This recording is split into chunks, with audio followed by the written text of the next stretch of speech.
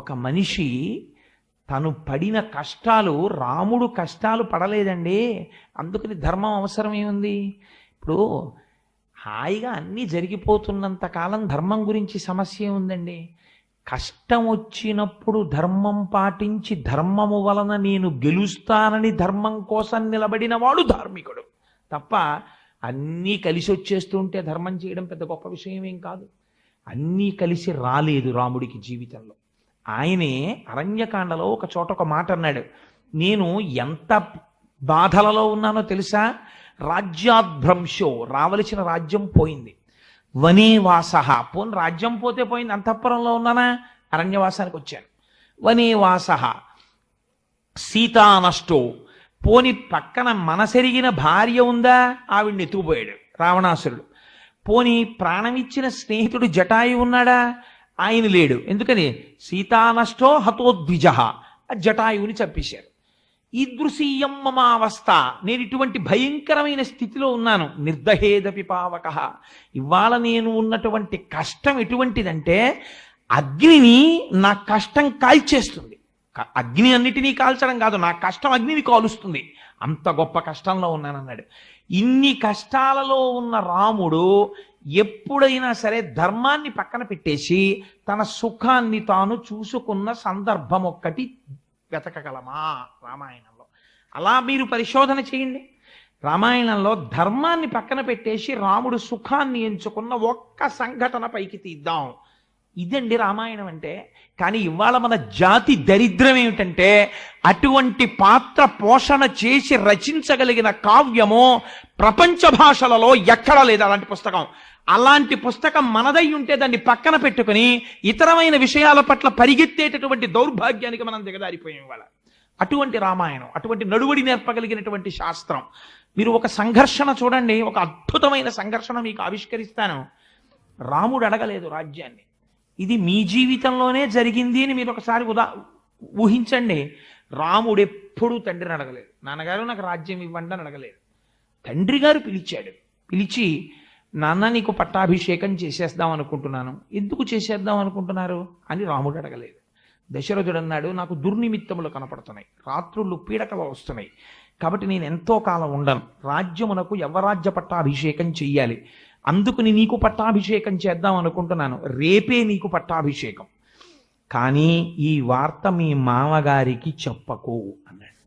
ఎంత గమ్మత్తైన మాట చూడండి. ఎందుకంటే ఒక మనిషి జీవితంలో ఇది ఒక గొప్ప సెలబ్రేషన్, యవరాజ్య పట్టాభిషేకం అన్నది. ఇప్పుడు తను వెళ్ళి ఎవరికి చెప్తాడు? సీతమ్మకి చెప్తాడు. సీతమ్మ నోటి వెంటనే ఏ మాట వస్తుంది? ఏమండి చాలా సంతోషం, మీకు రేపు పట్టాభిషేకం అంటే మరి మా నాన్నగారు పొంగిపోతారు కదా, ఒకసారి కబురు చేద్దామండి అంటుంది. ఆయన ఏమంటున్నాడు దశరథ మహారాజు గారు? మీ మామగారికి చెప్పకు అన్నాడు. అంటే రాముడు ఏమనాలి? ఎందుకు చెప్పకూడదు అని అడగాలి. ఆయన అడగలేదు. ఎందుకు అడగలేదు? ధర్మం. నాకేది చెప్పాలో చెప్పవలసిన వాడు తండ్రి. ఎందుకు చెప్పావు అని అడగడం నా లక్షణం కాదు. నేను కొడుకుని, ఆయన చెప్పింది నేను వినడమే. అంతేకాని నాన్నగారు మీరు నాకు ఇలా ఎందుకు చెప్పారు అని నేను అడగక్కర్లేదు, నాకు తెలియక్కర్లేదు. నాకు తెలియవలసినదైతే ఆయన తెలియ చెప్తారు, నేను పాటించవలసినదైతే పాటింపచేస్తారంతే. ఎంత ధర్మం చూడండి. నోటి వెంట ఇన్స్టంటేనియస్ అంటాం ఇంగ్లీష్లో, వెంటనే వచ్చేస్తుంది మనకు ఒక మాట. ఎందుకు చెప్పకూడదు అంటాం. ఆయన అలా అనలేదు రాముడు. అలాగే అన్నాడు, వెళ్ళిపోయాడు. ఇవాళ రాత్రి నీ భార్యతో కలిసి పూజాగృహంలో ఉపవాసం చెయ్యి, రేపు రాజ్యం ఇచ్చేస్తా అన్నాడు. వచ్చేసాడు రాముడు. తీరా వచ్చిన తర్వాత అసలు తండ్రి గారు కనపడలేదు. అది విచిత్రం. కైకమ్మ కనపడి ఆవిడంది, మీ నాన్నని 2 వరాలు అడిగానయ్యా, 14 ఏళ్ళు అరణ్యవాసం చేయమని నిన్ను.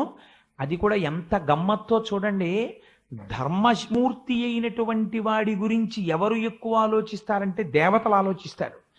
ఇప్పుడు రాముడు 14 ఏళ్ళు అరణ్యవాసం చెయ్యాలి అని అడిగింది కైకమ్మ. 14 ఏళ్ళు అరణ్యవాసం చేయమని అడగడం వెనకాతల ఏదైనా రహస్యం ఉండాలి కదండి.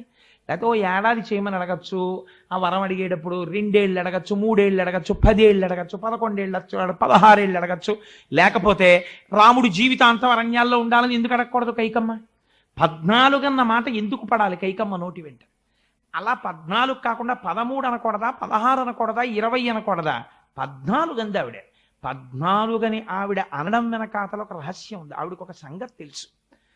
ఆ రోజులలో 14 సంవత్సరములు సింహాసనానికి దూరంగా అరణ్యములలో ఉంటే ఆ వ్యక్తి తిరిగి పట్టాభిషేకం చేసుకోవడానికి అనర్హుడు. కాబట్టి రాముడికి ధర్మం తెలుసు.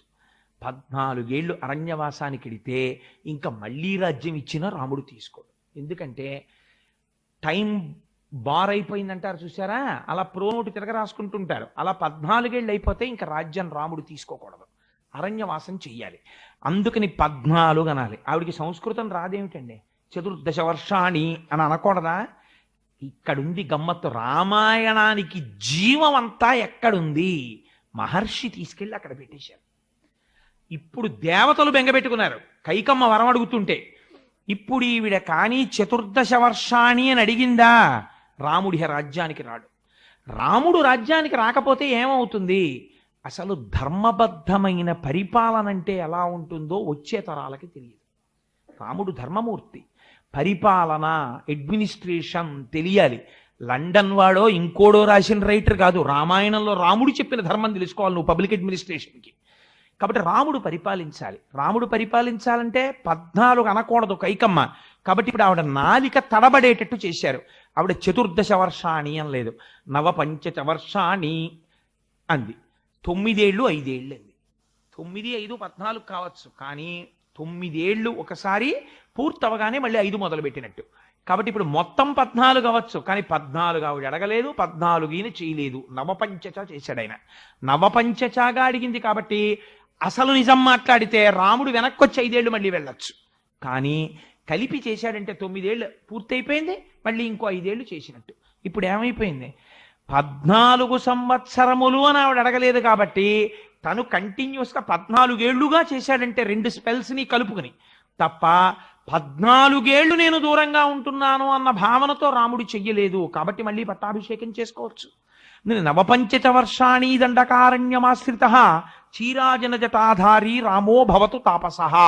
ఇది అడగడం వెనకాతల ఆవిడకున్నటువంటి గొప్ప లక్షణం, గొప్ప గమ్మత్తు ఏం చేసిందో తెలుసండి ఆవిడ? రాముణ్ణి నిత్య సంఘర్షణకి లోను చేసింది. రాముడు దండకారణ్యానికి వెళ్ళడం కైకమ్మకు కావాలా? చీరాజన జటాధారి ఎందుకంటే జటలు కట్టుకుని నార చీర కట్టుకుని ఈయన ఉన్నారనుకోండి, ఈవిడ చూడొచ్చింది ఏమిటి కైకమ్మ? ఆయన అలా వెళ్ళిపోయి అరణ్యాలకు ఎడుతూ ఇలా భద్రాచలం వచ్చేసి భద్రాచలం పక్కన ఎక్కడో పట్టు చీరల షాప్ ఒకటి చూసుకుని ఓ 2-4 పట్టు పంచలు కట్టుకుని ఆ కైకమ్మ చూసిందా, కోసల రాజ్యం వాళ్ళు చూసారా, ఈ దండకారణ్యంలోకి ఎవడొస్తాడులే సీత, ఓ హాయిగా పర్ణశాలలో పట్టుపంచి కట్టుకుంటాను, అంతగా బయటికి వెళ్తే ఎవడన్నా వస్తాడనుకుంటే, ఎవడన్నా వచ్చినప్పుడు నువ్వు నాకు చెప్పు రాముడు ఉన్నాడా అండి అని ఎవరన్నా అడిగారు అనుకో, ఏమన్నా మీకోసం ఎవరో వచ్చారని నువ్వు కాసేపు మాడుతుంటూ గబుక్కుని పంచి ఇప్పేసి నారపంచి కట్టేసుకుంటాను అన్నాడు అనుకోండి, నష్టం ఏమొచ్చిందని మీరు చూసారా, నేను చూశాను. కానీ అందులో కేవలం పంచ కట్టుకోవడం కాదు, ఆవిడ ఒక గొప్ప సంఘర్షణ తీస్తోంది రాముళ్ళు. పైకి తాపసిగా ఉండాలి, జటలు కట్టుకోవాలి, నార చీర కట్టుకోవాలి, పాదుకలు వేసుకోకూడదు. కాబట్టి ఇప్పుడు బాహ్యమునందు స్థితి ఒక ముని ప్రవృత్తి, లోపల తాను క్షత్రియత్వంతో ఉండాలి, క్షత్రియుడుగా ఉండాలి, అంటే లోకరక్షణ చెయ్యాలి. ఈ 2 పరస్పర విరుద్ధములు. పరస్పర విరుద్ధములైనా తన ధర్మమునందు తాను నిలబడగలడా ఇన్ని సంవత్సరాలు? ఇది చూసింది ఆవిడ, అందుకు పెట్టింది పరీక్ష. ఆఫీసర్ గారి సీట్లో కూర్చుని అడ్మినిస్ట్రేషన్ చేయమంటే పెద్ద బాధ ఏం లేదు. ఆఫీసర్ గారిని మీకు నెక్స్ట్ ప్రమోషన్ ఇస్తాం, కానీ మీరు చింకి చొక్కా వేసుకొని ఓ చిరిగిపోయిన టోపీ పెట్టుకుని కాళ్ళకి చెప్పులు లేకుండా నడుచుకుంటూ ఆఫీస్కి వచ్చి ఒక మెసెంజర్ కూర్చునే స్టూల్ మీద గేటు ముందు కూర్చుని మీరు ఒక 4 ఏళ్ళు చాలా ఎఫెక్టివ్గా మీ ధర్మం మీరు పాటిస్తే అప్పుడు మీకు నెక్స్ట్ ప్రమోషన్ ఇస్తాం అన్నారనుకోండి, అక్కడ ప్రారంభమవుతుంది సంఘర్షణ. ముందు వచ్చిన వాడు ఎవడు అని ఆఫీసర్గా గుర్తించారు. ఎందుకంటే చింకి బట్టలు వేసుకుని చింకి టోపీ పెట్టుకుని చెప్పులు లేకుండా స్టూల్ మీద కూర్చున్నవాడు లోకములనన్నింటినీ రక్షించగలిగిన వాడు, ఫైల్ డిస్పోజ్ చేయగలిగిన వాడు వాడే అన్న భావన వాడికే నిలబడదు. వారం రోజులు పోయేటప్పటికి 10 మంది అడగడంతో ఆయన మెసెంజర్ కింద ఆయన కాళ్ళు తన్నుకుంటూ లోపలికి వెళ్ళిపోతూ ఇదేంటి ఏంటి సార్ మీరు ఇలా కూర్చోవడం, ఏంటి సార్ బాగోలేదంటే ఆఖరికి ఓ 15 రోజులు పోయిన తర్వాత అంటాడు నాకు ప్రమోషన్ అక్కర్లేదు సార్, నేను మాత్రం లోపల కూర్చుని అడ్మినిస్ట్రేట్ చేస్తానంటే అంటాడు. ఇది చాలా సంఘర్షణ అండి, ఇదేం మాటలు కాదు. దీన్ని అలవోకగా తట్టుకున్నాడు, తానుగా నిలబడ్డాడు రాముడు. పై ఆడంబరమునకు రాముడు లొంగల. అందుకే నవమి నాడు పుట్టాలి. ఋషులు తక్కువ వాళ్ళు కారండి. నవమి నాడు ఎందుకు పుట్టాలి? మీరు 9 ఒకట్ల 9, 9 2 18, 9 3 27, 9 4 36, 9 5 45 ఎంత పెట్టి హెచ్చించండి. 9 2 18, 8 1 9, 9 3 27, 7 2 9, 9 4 36, 6 3 9, 9 5 45, 5 4 9 ఎంత హెచ్చించినా మళ్ళీ 9కే వచ్చేస్తుంటుంది. మీరు ఏం చేసేసినా ధర్మంలోకే వచ్చేస్తుంటాడు. అన్నీ కట్టకట్టుకుని సముద్రంలో పోనివ్వండి, తను ధర్మానికి నిలబడిపోతాడు. ధర్మాన్ని సముద్రంలో బారేసి తాను మాత్రం సుఖపడ్డు, ఎవరిని రక్షించాడు. ధర్మాన్ని రక్షిస్తాడు, అనుషంగికంగా రక్షణ జరిగిపోతుంది. ధర్మాన్ని భ్రంశం చెయ్యడు, తాను రక్షింపబడిపోతాడు. ఇది రాముడు నడిచాడు, నీకు నడవడం చూపించాడు. మీకు ఒక గొప్ప సంఘర్షణ చూపిస్తాను. మరునాడు పొద్దున్న దశరథ మహారాజు గారు అంతఃపురానికి వచ్చాడు. ఆవిడంది, నువ్వు వెళ్ళిపోవాలా అరణ్యానికి అంది. అంటే ఆయన అన్నాడు, వెంటనే ఏమనాలి? అసలు మామూలుగా మీరు ఆలోచించండి, రాముడో మాట అడగాలి. అదేంటమ్మా ఇలా ఎందుకు అడిగావు నువ్వు 2 వరాలు? నాన్నగారు ఇచ్చారా? ఇవి నీకు ఇప్పుడు ఎందుకు జ్ఞాపకం వచ్చాయి? అలా అడగాలని ఎందుకు అనిపించింది? రూల్స్ పర్మిట్ చేస్తాయా? నేను పెద్దవాడిని కదా, అలా నేను వెళ్ళిపోవచ్చా? వశిష్ఠుడిని ఒకసారి సంప్రదించారా అని కొంచెం ముఖం ఎర్రగా అయిపోయి, అంత గబుక్కుని నేను చెప్పలేని ఈ విషయం సీతతోటి లక్ష్మణుడితోటి మాట్లాడి నేను ఏ విషయం చెప్తాను. నాన్నగారు ఎవరమ్మా అలా అనడానికి? ఎందుకు అలా అన్నారు? సాధారణంగా నన్ను అలా అనరే, అలా అనాలంటే ఏదో జరుగుంటుంది. రాత్రంతా ఎక్కడున్నారు? నీ దగ్గరే కదా ఉన్నారు. నువ్వు 2 వరాలు ఎందుకు అడిగావు? ఇన్ని ప్రశ్నలు వేయాలి. ఈయన ఏం ప్రశ్నలు లేదు, ముఖం వైక్లభ్యం పొందలేదు. అంటే ఆయన ఎప్పుడు దేని యందు ఉంటాడు? ధర్మమునందు ఉంటాడు. రాత్రి రాజ్యం ఇస్తా అన్నాడు, నేను అడిగానా? ఇవాళ పిలిచి రాజ్యం వద్దు అడవికి పో అన్నాడు, నేను అడిగానా? ఆయన ఏది చెప్తే చేయడం నా ధర్మం, అంతే. అడవికి వెళ్ళిపోతే నాకెందుకు, సింహాసనం మీద కూర్చుంటే నాకెందుకు, 2 నాకు ఒకటి. ఇది ఆయన ఎలా చెప్పాడో తెలుసా అండి? నహమర్థపరో దేవీ లోకమా వస్తు ముత్సహే విద్ధిమాం ఋషిభి తుల్యం కేవలం ధర్మమాస్థితం. అది అండర్లైన్ చేయవలసిన వర్డ్. అమ్మా నేను ఋషిని, నాకేం కావాలో తెలుసా? నాకు ధనం అక్కర్లేదు, రాజ్యం అక్కర్లేదు, నాకు ధర్మం కావాలి. ఏది ధర్మం? తండ్రిని సత్యమునందు నిలబెట్టడం ధర్మం కొడుకుగా. అందుకని తండ్రి సింహాసనం పుచ్చుకోమంటే పుచ్చుకుంటాను, అడవికి వెళ్ళిపోమంటే వెళ్ళిపోతాను, అగ్నిలో దూకమంటే దూకేస్తాను. ఆయన అడవికి వెళ్ళిపోమన్నాడు, వెళ్ళిపోతాను, నాకేం బెంగలేదు. కానీ నాకేమిటో తెలుసా కావాలి ఇప్పుడు? ఒక్కసారి నాన్నగారికి దండం పెట్టాలి. పొద్దున్నే కదా నాన్నగారి దగ్గరికి వచ్చాను, వారికి నమస్కారం పెట్టకుండా వెళ్ళిపోకూడదు. ఆయన నా పట్ల కొంచెం కష్టమైన మాట అన్నారు కాబట్టి నేను నమస్కరించకుండా వెళ్ళిపోతే నా సంస్కృతి పోయినట్టు. ఒక్కసారి నమస్కరిస్తానమ్మా నాన్నగారు ఏది అని అడిగాడు. మీ నాన్న బెంగ పెట్టుకున్నాడు, నువ్వు వెడతావో వెళ్ళవో అని, నువ్వు వెళ్ళిపోతే తప్ప అన్నం నీళ్లు ముట్టుకోనని ప్రతిజ్ఞ చేశాడండి. ఇప్పుడే నారచీరలు కట్టుకొచ్చేస్తానమ్మా అని వెళ్ళాడు. ఎంత ధర్మం చూడండి రామచంద్రమూర్తి అంటే. సరే, అక్కడ నెగ్గాడు ధర్మంలో. చాలా సంక్లిష్టమైన పరిస్థితిలో, సంక్లిష్టమైన పరిస్థితి అని మీరు ఎలా నిర్ణయించగలరు? మీ మాట చేత. ఒక్క మాట ఎక్కువ రాముడు మాట్లాడాడు అనుకోండి, అంతే, ధర్మం తప్పిపోయాడు, అంతే. ఇది ఎలా జరిగింది అని అడిగాడు అనుకోండి, పోయింది అంతే ధర్మం. ఎలా అయితే నీకెందుకు, మీ నాన్న చెప్పిన మాట నీకు అక్కర్లేకపోయింది. అలా రాముడు ఉండగలగాలి, అలా వాల్మీకి చూడగలగాలి, అలా రచించగలగాలి. 3 జరిగిన అద్భుతం రామాయణం. అది చదవడం, చదువుకునే అదృష్టం కలగడం ఈ జాతి వాళ్ళకు కలిగినటువంటి భాగ్యం. దాన్ని వదులుకున్నవాడు హీనుడు, రామాయణం చదవకపోతే. అందుచేత వెళ్ళిపోయాడు అరణ్యవాసానికి. వెళ్ళిపోతే గమ్మత్తు జరిగింది. ప్రపంచంలో అన్నయ్య నాన్నగారు పోయిన తర్వాత నాకు కొంచెం చిన్నవాడిని కదన్నయ్య, నాకు ఇది అన్నయ్య అని అడిగే తమ్ముడు ఉంటాడు. లేకపోతే ఒరే పెద్దవాడిని కదరా, నేను పూజ చేసుకోవాలి, పూజ గదికేమో గది పోయింది, నేను మీ వదిన ఎక్కడ పడుకుంటానరా, అందుకని మాకు ఇంకో గది కావాలని ఏదో వంక పెట్టి అడిగి అన్నగారు ఉంటాడు. నాకొద్దంటే నాకొద్దని ధర్మాలు చెప్పిన అన్నదమ్ములు రామాయణంలో రాముడు భరతుడు. పరిగెత్తుకుంటూ అరణ్యానికి వెళ్ళిపోయాడు భరతుడు. వెళ్ళిపోయేటప్పుడు ఎన్ని కష్టాలు పడ్డాడో మీరు విన్నారు రామాయణం విన్నప్పుడు. ఆ వెళ్ళిపోవడంలో ఒక గమ్మత్తు జరిగింది. ఎందుకు వెళుతున్నావు అని అడిగాడు. అడిగితే రామవియోగము చేత నాకు శోకము కలిగిందన్నాడు. నాకు అక్కర్లేని సంపద నాకు వస్తే నాకు శోకము కలిగిందన్నాడు. ఈ మాట ఎవరంటారు చెప్పండి? ఇది పరద్రవ్యానిలో ష్టవత్ ఋషులు చెప్పారు. నాకు కానిది, నాకు చెందనిది, నేను అనుభవించకూడనిది, నేను పరిపాలింపకూడనిది నాకు సంక్రమించింది, దాన్ని నేను వదిలించేసుకోవాలి. రాతిని మెడకు కట్టుకు తిరిగిన వాడిని చూసి లోకం పిచ్చివాడంటుంది, లోభత్వం కలిగిన వాడంటుంది, రాళ్ళు దాచాడంటుంది. నాది కాని రాజ్యం అది, అది రాముడు పరిపాలించవలసింది. నాకెందుకు వచ్చింది? నాకు అక్కర్లేదు, నేను దీన్ని వెంటనే వదిలేయాలి, రాముడి దగ్గర పెట్టేయాలి. ఇలా నువ్వు పరితపించగలవా? భరత పాత్ర చూసి నీకు కానిది నీకు వస్తే అయ్య బాబోయ్ నాకు ఎందుకండి బాబు మీది మీరు తీసేసుకోండి నాకు అక్కర్లేదని నమస్కారం పెట్టి వదిలి చేసుకుని స్నానం చేసేసి హమ్మయ్యా అని హాయిగా నీ పూజా మందిరంలో నువ్వు కూర్చోగలవా? వదులుకుని తృప్తి పడగలవా? నొల్లుకుని తృప్తి పడతావు కానీ అధర్మంగా. వదులుకోవడంలో గొప్పతనం ఏమిటో రామాయణం చూపించింది. చాగే నైకే అమృతత్వ మానసో. వదులుకోవడానికి పరిగెత్తాడు భరతుడు. పరిగెడితే రాముడు భరతుడు ఇద్దరు ఎదురెదురుగుండా కూర్చున్నారు. కూర్చుంటే ఇప్పుడు రాముణ్ణి రాజ్యం తీసుకోమని ఎంతమంది చెప్పారో తెలుసా అండి? ఇది ఒక గొప్ప సంఘర్షణ. అక్కడ వదిలేయడం ఎంత సంఘర్షణో ఇక్కడ వద్దనడానికి అంత సంఘర్షణ వచ్చింది రాముడి జీవితంలో. అంత తేలిక కాదండి పరద్రవ్యాన్ని లోష్టవత్ అంటే.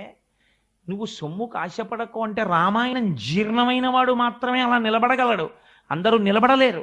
నాది కానిది నాకెందుకు, నాకు అక్కర్లేదండి, నాకు ఈశ్వరుడు ఇచ్చిన దాంతో నేను తృప్తిగా ఉండగలను అని ధైర్యంగా ప్రకటించడానికి, ఆ ధృతి లోపల పెరగడానికి నాకు ఈశ్వరుడు ఏది అనుగ్రహించాడో అది నాకు కోటి, నాది కానిది, నాకు అక్కర్లేనిది, నా అంత నేను ప్రయత్నించి ఎక్కడి నుంచో ఎవన్నో దేవురించి తెచ్చుకోవలసిన అవసరం నాకు లేదు అని తాను నిలబడగలిగిన ధైర్యం రామాయణంలోంచి వస్తుంది.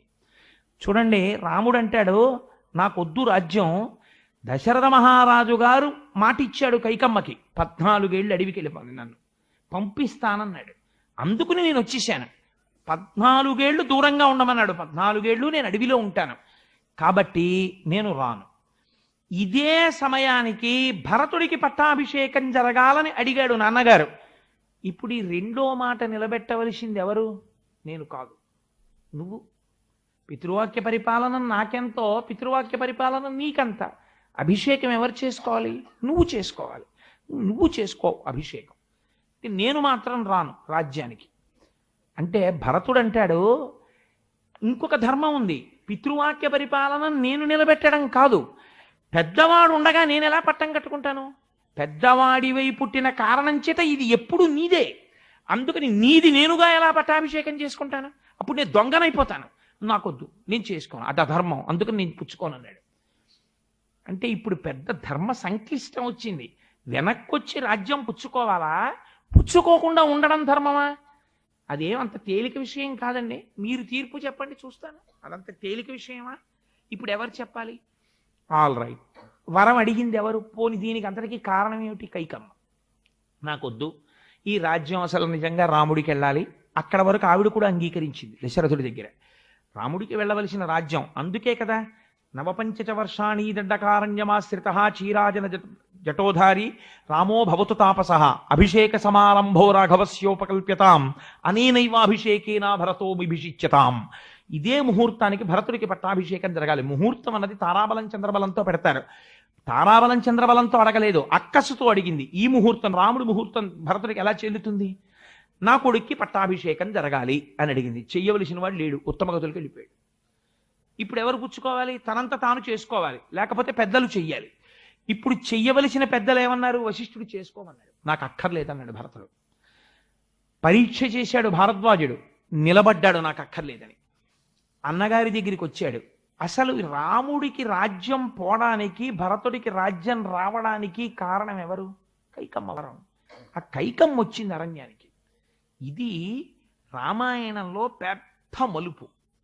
ఈ కైకమ్మ వచ్చింది. ఎప్పుడు వచ్చింది? కైకమ్మకి పశ్చాత్తాపం. ప్రతి స్త్రీ నేర్చుకోవలసిన ఒక గొప్ప ధర్మాన్ని రామాయణం ఈ సందర్భంలో పెట్టేసింది తీసుకొచ్చి. రాకూడనంత ప్రమాదం జరిగిపోయాక వచ్చింది కైకమ్మకి. ఎప్పుడు? తన భర్తకి సంబంధించినటువంటి విషయాలు, తన కుటుంబానికి సంబంధించిన విషయాలలో ఇంటి పని వాళ్ళు వేరొకరు మాట్లాడడానికి వీల్లేదు. టీవీ సీరియల్ గురించి మాట్లాడని ఇంటి పని మనిషితో ప్రమాదం లేదు. కానీ నీ భర్త, నీ బిడ్డలు, నీ ఇంటి వ్యవహారం గురించి ఇంటి పని మనిషి దాసి కూడా మాట్లాడడం మొదలెడితే పెను ప్రమాదం పొంచుకొస్తుంది. మందర మాట వింది కైక. దాని పర్యవసానం ఏమి?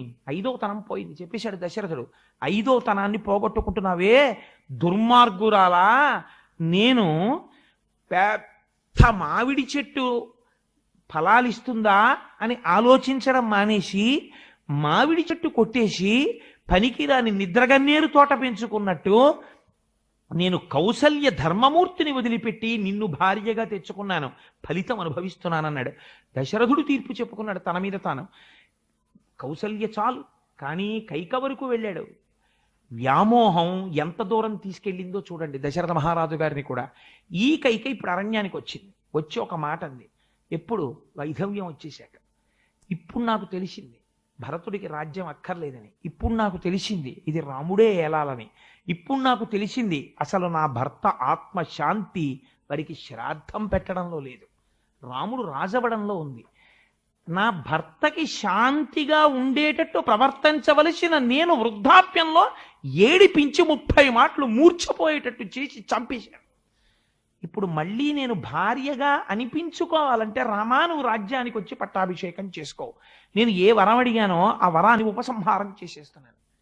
ఇప్పుడు ఇంకా గొడవ లేదుగా, అందుకని నువ్వు వచ్చేసేయచ్చు రాజ్యానికి అంది. మంత్రులు చెప్పారు, మంత్రులే కదండి తీర్పు చెప్పేది, మంత్రాంగం. మంత్రులు చెప్పారు రామా నువ్వు వచ్చి రాజ్యం తీసుకోవచ్చు అన్నారు. ఇంతమంది చెప్పాక అరణ్యవాసం అంటే ఎంత కష్టంగా ఉంటుందో చూశాక, అందున అప్పటి వరకు మీరు రామాయణాన్ని కొంచెం జాగ్రత్తగా చదవండి. ఒక కోణంలో అక్కడ కనపడ్డ ఋషులు ఎవరో కూడా రామ చాలా బాగుంటుంది, ఫోన్ లేదు కాస్త రిలీఫ్, దిక్కుమాలిన రాజ్య పరిపాలన ఇవి టైర్ అయిపోయారు కదా, ఒక 14 ఏళ్ళు ఎంత బాగుంటుందో తెలుసా. వచ్చే నెలలో ఇక్కడ ఏదో ఇలా సంబరం జరుగుతుంది, వచ్చే నెలలోనేమో విదేశాల నుంచి పిట్టలు వస్తాయి, ఇవన్నీని 4 పిట్టలు కొట్టుకు నువ్వు తినచ్చు, అది సంతోషంగా గడిచిపోతుంది, భలే ఉంటుంది. మనందరం కూడా ఇక్కడేమో ఒక పెద్ద కాలనీలా కట్టుకుందాం, పాకలు వేసుకుని, హెర్మిటేజెస్ అన్ని కుటీరాలు, మనందరం భజనలు అవి పెట్టుకుందాం, నువ్వేమో ఏదో చెప్పు నేనేమో ఏదో చెప్తాను, చక్కగా హాయిగా గడిచిపోతుంది అని చెప్పలేదు. కనబడ్డ ప్రతి ఋషి ఏం చెప్పాడో తెలుసా అండి? చాలా కష్టం ఇక్కడ ఉండడం, బ్రహ్మరాక్షసులు ఉంటారు, అదే పనిగా వేధించడం వాళ్ళ పని. వాళ్ళు ఇప్పటికి ఎందరో ఋషుల్ని తినేశారు. రామ సీతమ్మతో వచ్చావు, సీతమ్మ గొప్ప సౌందర్య రాశి, ప్రతి క్షణం నిన్ను భయం, నిన్ను ప్రమాదము వెంటాడుతుంటుంది, తస్మాత్ జాగ్రత్త అని చెప్పారు. ఇలాంటప్పుడు భరతుడితో సహా అందరూ వచ్చేసి నువ్వు వెనక్కి వచ్చేసేయి అన్నారు. ఇప్పుడు సాధారణంగా ఏ మనిషి అయినా ఏం కోరుకుంటాడండి మనసులో? ప్రమాదమునకు కారణం ఎటువైపు నుంచి వస్తోంది? సీతమ్మ వైపు నుంచి వస్తోంది. ఋషులు చెప్పేస్తున్నారు నీకు చేతిలో కోదండ ఉంది, నిన్ను నువ్వు రక్షించుకోగలవేమో, కానీ నీ భార్యని అపహరిస్తారేమో, జాగ్రత్త, తినేనన్నా తినేస్తారు, ఎత్తుకునన్నా పోతారు.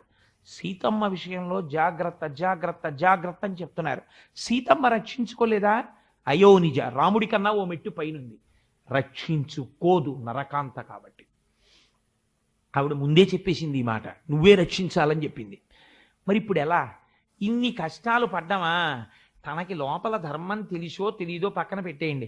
ఏమంటే నాకేదో తెలిసి నా బుద్ధి తోచింది ఏముందండి, ఇంతమంది చెప్తున్నారు, రేపు పొద్దున్న ఎవరన్నా అడిగారు అనుకోండి, అడిగితే ఏమండి నేను అడిగానండి రాజ్యం, నేను వెళ్ళిపోయానండి అరణ్యవాసానికి, వీళ్ళందరూ అడవికి వచ్చేసి మా పిన్ని కైకమ్మతో సహానేమో వరం విత్డ్రా చేసేసాను, వచ్చేసేయండి, భరతుడు రాజ్యం తీసేసుకోమన్నాడు, కావాలంటే వశిష్ఠుడు ఉన్నాడు ఆ రోజున, మంత్రులందరూ ఉన్నారు, మీరు అడగండి, అందరూ అడిగితే వచ్చాను, కానీ నేనేం కోరుకున్నానా, నాకు కావాలా అని వెనక్కి వెళ్ళిపోయాడు అనుకోండి. ఇది మనం ఏమంటామంటే మన భోగము కొరకని ధర్మమును పక్కన పెట్టేటప్పుడు మనం ఎంచుకునేటటువంటి మార్గం ఇదంతా.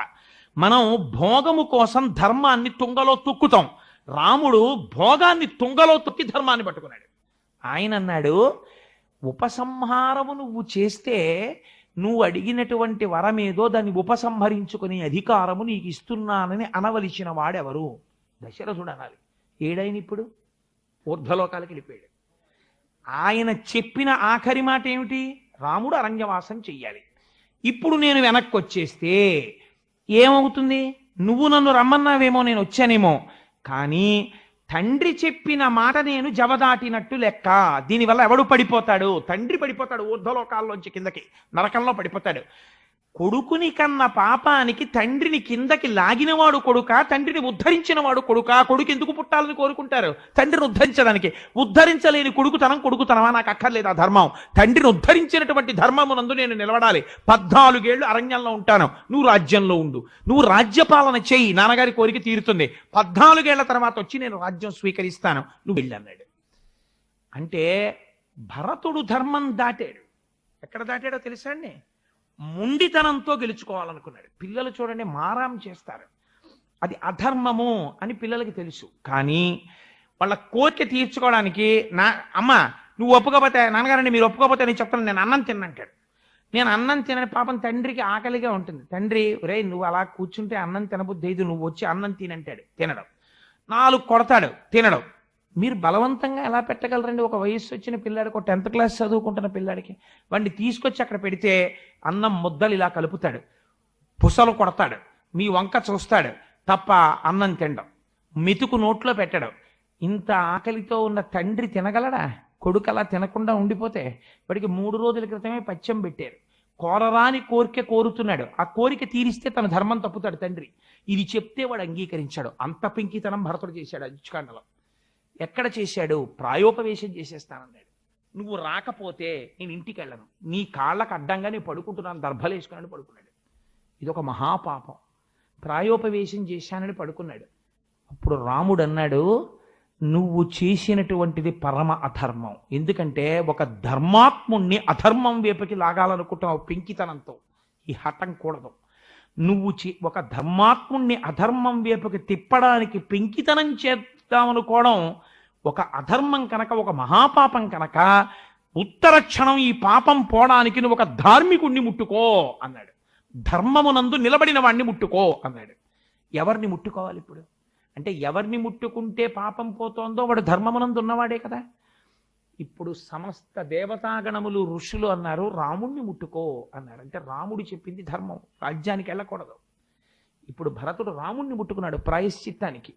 ఇది ఎంత సంఘర్షణ మీరు ఆలోచించండి. రామాయణం కథగా వింటే, మీరు మామూలుగా రామాయణం విన్నారనుకోండి, దశరథ మహారాజు గారు వరం ఇచ్చేశారు, రాముడు వెళ్ళాడు, వెనక్కి వచ్చేసాడు, ఇదంతా చాలా అల్లరిగా ఉంటుంది. అబ్బో రాముడు ఎంత గొప్పవాడోనండి, ఓ నమస్కారం అండి అంటాం. కానీ మీరు ఒక బిహేవియరల్ సైన్స్గా దాన్ని ఆలోచించండి.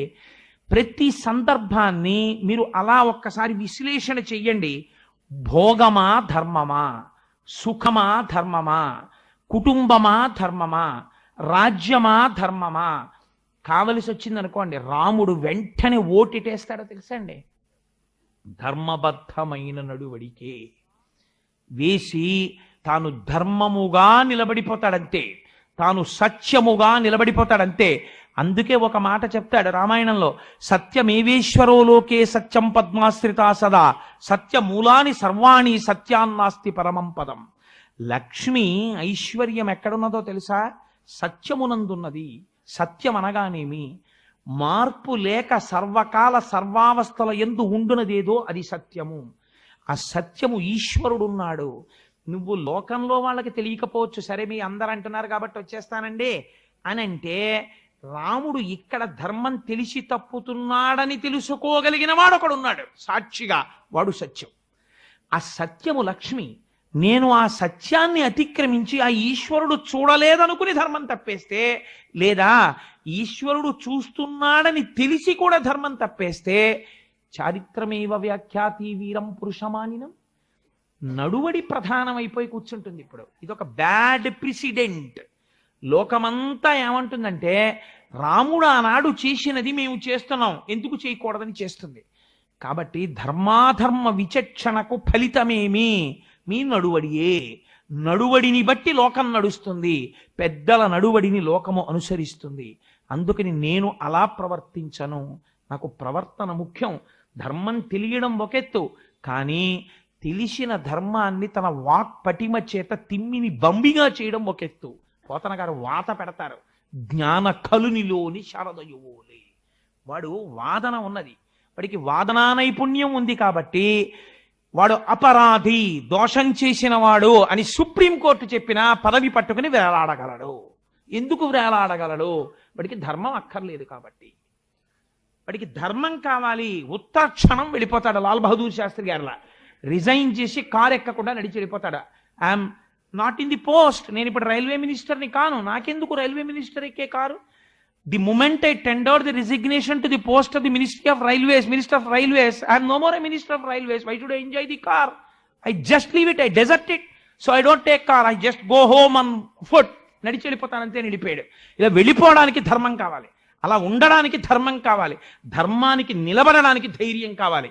అక్రమాలిన దిక్కుమాలిన పనులన్నీ చేసి తీసుకొచ్చి ఐశ్వర్యం మూట కట్టడానికి ధైర్యం అక్కర్లేదు, ధర్మం అక్కర్లేదు. కేవలం అన్నింటికీ లొంగిపోయి కనపడ్డ ఎక్కడైనా చప్పుడై గోడ మించి ఇలా విసిరిన ప్రతి పదార్థమునందు మూతి పెట్టగలిగిన కుక్క లక్షణం ఉంటే చాలు, వాడు ఐశ్వర్యవంతుడు కావచ్చు. అది వేరు మాట. కానీ ధర్మమునందు నిలబడడానికి ధైర్యం ఉండాలి.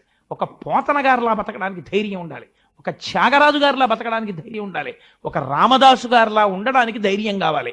అంతేకాని పదవుల కోసం ఇంకో దానికోసం ధైర్యం అక్కర్లేదు, ధర్మం అక్కర్లేదు. ఈ ధర్మం ఎంత గొప్పదో రామాయణం చూపిస్తుంది. ధర్మం ఎవడు పట్టుకుంటాడో వాడికి శాశ్వతమైనటువంటి సుఖం లభిస్తుంది. అధర్మం ఎవడు పట్టుకుంటాడో వాడికి సుఖమున్నట్టు కనపడుతుంది, కానీ ఆ సుఖము వెంట నీడ ఉన్నట్టుగా పగయగల్గనేని పామున్న ఇంటిలో ఉన్న ఎట్లగాక ఎట్టులుండు అంటారు అన్నయ్య గారు రామాయణం మహాభారతంలో. పగ ఉందనుకోండి, పగ ఉన్న ఇంట్లో ఉంటే ఎలా ఉంటుందంటే పామున్న ఇంట్లో ఉన్నట్టు ఉంటుంది. పాము హాల్లో కనబడితే అయ్యో పాము పాము పాము అంది ఆవిడ. ఆ వీధిలో వాళ్ళు ఎవరో వచ్చి హాల్లో వెతికారు, సోఫా కింద అక్కడాను. ఎక్కడ లేదమ్మా పాము హాల్లో అన్నారు. ఆ హాల్లోంచి బయటికి వెళ్ళడానికి మార్గం మళ్ళీ వంటింట్లోకి బెడ్రూమ్స్లోకే ఉంది, బయటికి వెళ్ళడానికి ఇంకో మార్గం లేదు. బయటికి వెళ్ళే మార్గం దగ్గర ఆవిడ నిలబడింది. కాబట్టి కాబట్టి పాము ఎక్కడికి వెళ్ళి ఉండాలి? బెడ్రూమ్లో కన్నా వెళ్ళాలి, వంటింట్లో కన్నా వెళ్ళాలి. కాబట్టి హాల్లో లేదు కదా పాము అని చెప్పి హాయిగా మామూలుగా సోఫాలోకి వచ్చినాయి. పోలేద్దరు హాల్లోంచి వెళ్ళిపోయింది, సీరియల్ పాడైపోతుందని టీవీ చూస్తూ కూర్చోగలదా? కూర్చోలేదు. ఎందుకు కూర్చోలేదు? పాము ఉంది ఇంట్లో. అది బెడ్రూమా, కిచెనా, హాలా వదిలిపెట్టేయండి, పాము ఉందా లేదా? పాము ఉంది కాబట్టి భయం ఉంటుంది. అలా ఎక్కడ అధర్మంతో కూడిన ఐశ్వర్యం ఉన్నదో, ఎక్కడ అధర్మముతో కూడిన భోగం ఉన్నదో అక్కడ నిరంతరము భయము వెన్నంటి నడుస్తూనే ఉంటుంది. మనకి మేడ కనపడుతుంది, మనకి ఆయన ఎక్కిన కారు కనపడుతుంది, మనకు ఆయన సుఖపడుతున్నట్టు కనపడుతుంది, కానీ ఆయన ఎప్పుడూ భయపడుతూనే ఉంటాడు. ఎందుకంటే ఆయన అధర్మం ఆయన్ని భయపెడుతూనే ఉంటుంది. ఎవరూ చూడకపోయినా ఈశ్వరుడు ఏ రోజున కొంప ముంచేస్తాడో, దీనికి ఫలితం ఇచ్చేస్తాడో, ఇచ్చేసినాడు ఏమైపోతుందో మీరు భాగవతంలో విందురు. గాని ధ్రువుడు అంత కష్టపడితే పినతల్లినేమనలేదు. పినతల్లికి వెళ్ళి నమస్కారం చేశాడు తపస్సు చేసి వచ్చిన తర్వాత. కానీ అనవసరంగా ధ్రువుడి జోలికి వెళ్ళి ఒక్క మాట అన్నందుకు ధ్రువుడి పినతల్లి సురుచి ఏమైపోయిందో తెలుసా అండి? అరణ్యంలో పుట్టినటువంటి కార్చిచ్చు ఎందు ఒళ్ళు కాలి మరణించింది. ఆ సురుచి యొక్క కుమారుడు వేటకి వెళ్ళి యక్షుల చేతిలో సంహరింపబడ్డాడు, పెళ్లి కూడా అవ్వకుండా. ఎక్కడి నుంచి వచ్చింది ఆ ఫలితం? చేసిన పాపంలోంచి వచ్చింది. పాపం ఎక్కడి నుంచి వచ్చింది? అధర్మంలోంచి వచ్చింది. అధర్మం ఎక్కడి నుంచి వచ్చింది? నీ మనస్సుకి ధర్మమును ఆలంబనంగా ఇవ్వడంలో నీకు ధైర్యాన్ని కోల్పోవడంలో వచ్చింది. ఆ ధైర్యం ఎందుకు కోల్పోయావు? రామాయణాది కావ్య పఠనము శ్రవణము నీకు లేకపోవడం వల్ల వచ్చింది. కాబట్టి మళ్ళీ నిన్ను ధర్మంలోకి ఎవరు తీసుకెళ్ళాలి? వెళ్ళినటువంటి వాడు ఎటువంటి స్థితిని పొందాడో చెప్పిన రామాయణంలోంచి రావాలి. ఇక్కడ మీకు నేను ఒక్క మాట చెప్పాలి. అయితే రాముడు రాజు అయ్యాడు కదండి, రాజు అయిన తర్వాత రాముడు సుఖపడ్డాడా అంటే సీతాపరిత్యాగం చేసిన తర్వాత రాముడు దుఃఖపడ్డాడు, అది వేరు మాట. అది వదిలేయండి. సీతమ్మతో కూడిన రాముడు రాజుగా భోగములను అనుభవించినట్టు మీకు కనపడుతుంది పైకి ఊహిస్తే. కానీ రాముడు అలా ఎప్పుడూ సుఖం అనుభవించలేదు. మీరు కావాలంటే ఉత్తరాఖండ చదవండి. ఎందుచేతో తెలుసా అండి? ప్రతి క్షణం రాముడు ఓ మాట చెప్తుండేవాడు. తను కూర్చుని లక్ష్మణుణ్ణి పిలిచి, లక్ష్మణుడు ఎప్పుడు రాముడి పక్కన ఉంటాడు, లక్ష్మణ ఓసారి తలుపు దగ్గరికి వెళ్ళి ఎవరైనా ఉన్నారేమో చూసిరా అనేవాడు. అంటే విసుగొచ్చి లక్ష్మణుడు అన్నాడు ఓ రోజున, అన్నయ్య నువ్వు పరమధార్మికుడవు, ఎక్కడ ప్రభువు ధార్మికుడై ఉంటాడో అక్కడ లోకమంతా సుభిక్షంగా ఉంటుంది. మన రాజ్యంలో నెలకి 3 వానలు పడుతున్నాయి, పంటలు పండుతున్నాయి, అందరూ సుఖశాంతులతో ఉన్నారు, చోరభయం లేదు, పిల్లలు సుఖంగా ఉన్నారు, పెద్దలు సుఖంగా ఉన్నారు, ఏమీ బెంగలేదు అన్నయ్య, అందరూ హాయిగా ఉన్నారు. నువ్వేదో చెప్తున్నావు కదా ధర్మం గురించి అని చెప్పన్నాడు. అంటే రాముడు అన్నాడు, నేను అలా లక్ష్మణ 10 మాటలు ఎందుకు చూడమంటానో తెలుసా? ధర్మం అన్నది చాలా సంక్లిష్టం. ఏ పాత్రని బట్టి ధర్మం అలా మారిపోతుంది. ఇంతకుముందు నేను పుత్రధర్మం పాటించాను, భర్తృధర్మం పాటించాను సీతమ్మ దగ్గర, మీ పట్ల సోదర ధర్మం పాటించాను. ఇప్పుడు నేను ఏ ధర్మంలో ఉండాలో తెలుసా? రాజధర్మంలో ఉండాలి. రాజు అంటే ఎవరో తెలుసా? కన్న తండ్రి లాంటి వాడు. తండ్రి ఐఏఎస్ ఆఫీసర్ అయి ఉండొచ్చు, సెల్ ఫోన్ కట్టి పడుకోగలడేమో, ఫోన్ డిస్కనెక్ట్ చేసి పడుకోగలడేమో. వారం రోజుల నుంచి ఇన్స్పెక్షన్లు తిరిగి తిరిగి ఉన్నాను, నిద్ర లేదని. కానీ అలా పడుకున్నటువంటి తండ్రి పక్క గదిలోంచి తన కొడుకు నాన్నగారండే అని పెద్ద అరుపరిచాడు అనుకోండి, అయితే అమ్మ బాబోయ్ అని అరిచాడు అనుకోండి, వారం రోజుల నుంచి నిద్ర లేదు, నేను లేచి వెళ్ళను, నువ్వు వెళ్ళి చూడని పడుకుంటాడా? ఎంత ఐఏఎస్ ఆఫీసర్ అయినా లేచి వెళ్ళి ఏమైందో కొడుక్కని పరిగెడతాడంతే. అలా తండ్రి రాజు అంటే ఎవరో తెలుసా? ఇప్పుడు పెద్ద కుటుంబం ఉన్నవాడు, కొన్ని లక్షల మంది నా బిడ్డలు, నేను తండ్రిని. ఏ క్షణంలో ఎవరికి బాధ వచ్చినా ప్రభువు దగ్గరికి వస్తారు. వాళ్ళు వేచి ఉండకూడదు. ప్రభువు వేచి ఉండేటట్టుగా కానీ ఉంచితే ప్రజల్ని, ప్రభువు దానికి తిరిగి ప్రాయశ్చిత్తం అనుభవించవలసి ఉంటుంది. నీకు ఒక ఉదాహరణ చెప్తాను లక్ష్మణ, నువ్వు చెప్పడం చాలా తేలిగ్గా చెప్పావు, ఎందుకన్ని మాటలు వెళ్ళమంటావు తలుపు దగ్గరికని. నీకు ఒక కథ చెప్పనా? మన వంశంలో ఉండేవాడు మృగమహారాజు గారని. ఆయన ఒకనాడు ఒక పేద బ్రాహ్మణుడు ఒక ఆవు విషయమై తగాదా వచ్చి ప్రభువు దగ్గరికి వచ్చాడు. పొద్దున్న వచ్చాడు, సాయంకాలం వరకు లోపలికి పంపించలేదు. అసలు పరిపాలకులు అన్న వాళ్ళందరూ రామాయణం చదువుకోవాలి, చదువుకుంటే తెలుస్తుంది. గ్రీవెన్స్ సెల్ అంటే ఏమిటో, విజిటర్స్ అంటే ఏమిటో, కంప్లైంట్లు అందుకోవడం అంటే ఏమిటో, పబ్లిక్కి అటెండ్ అవ్వడం అంటే ఏమిటో. అందుకని ఆ వచ్చినటువంటి బ్రాహ్మణుల్ని బయట కూర్చోబెట్టాడు. సాయంకాలం వరకు కూర్చున్న బ్రాహ్మణుడు అన్నాడు, ఉదయం వచ్చిన వాడిని సాయంకాలం వరకు కూర్చోబెట్టాడు ప్రభువు, దర్శనం ఇవ్వలేదు. నేను అన్నం తిన్నానో లేదో, సంధ్యావందనం జరుగుతోందో లేదో చూడలేదు. ఈ చూడని వాడు ప్రభువా? వీడికి ఇలా ఇలా తలాడిస్తూ ఎక్కడో కూర్చోవడం అలవాటైంది. ఎక్కువ కదలిక లేకుండా అలా తలాడిస్తూ ఎక్కడో కూర్చోవడం అలవాటైన వాడికి సింహాసనం ఎందుకు, చెట్టు మీద తొండగా ఉంటే చాలు, వీడు ఉత్తలక్షణము తొండగుగాక అని శపించి నాకు రాజదర్శనం అక్కర్లేదని వెళ్ళిపోయాడు. వెళ్ళిపోతే తొండై బయటికి వెళితే జనక మహారాజు గారు ఆయనకి ధర్మాధర్మ విచక్షణ చాలా ఎక్కువ. దశరథ మహారాజు గారు కైకమ్మ యొక్క తండ్రి గారికి మాట ఇచ్చారు, నీ కూలుడికి ఎలా ఇస్తావు రాజ్యం, భరతుడికి రాజ్యం ఇమ్మంటాడు. అందుకని ఇప్పుడేమో రాముడికి రాజ్యం ఇవ్వడం దశరథుడికి ఇష్టం, పెద్ద కొడుకు సుగుణాభిరాముడు కాబట్టి. పుడతాడని అనుకోలేదు దశరథ మహారాజు గారు. కౌశల్యకి సుమిత్రకి ఎందుకు కైకికి పుట్టాడు ఏమిట్లే అనుకున్నాడు. తీరా ఇప్పుడు రాముడు పుట్టాడు, అందుకని జనకుడికి చెప్పద్దు అన్నాడు.